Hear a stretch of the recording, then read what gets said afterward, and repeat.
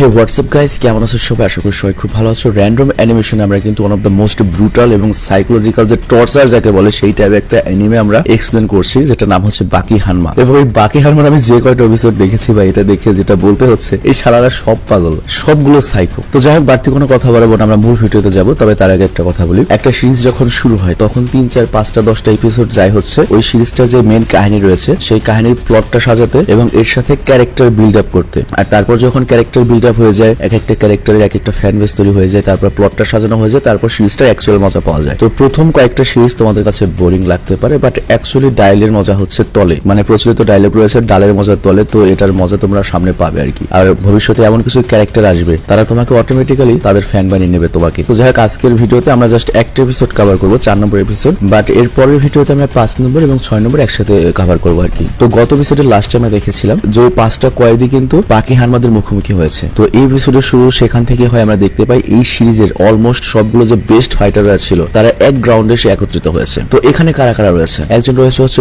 ডোপো অরোচি। ডোপো অরোচির কথা নিশ্চয়ই তোমরা শুনেছো গত পর্বে। ডোপো অরোচির ছেলেকে পিটিয়ে আসলো ডোরিয়ান, আর তার ডাক নাম হচ্ছে গড অফ ওয়ার, আর বডিও দেখতে পাচ্ছ ভাই। তো যাই হোক, সে হচ্ছে তার ছেলের যে সিনসিন কাই ছিল একটা ডোজো যেখানে মারামারি হয় সেটার ফাউন্ডার। কিন্তু এই বয়সে শেষে নিজেকে আরো শক্তিশালী করার জন্য, ট্রেনিং করার জন্য সে ওই ডোজো ছেড়ে দিয়েছে। আর এখানে আরেকজন ছিল যার নাম হচ্ছে কারু হানায়ামা, আর সে হচ্ছে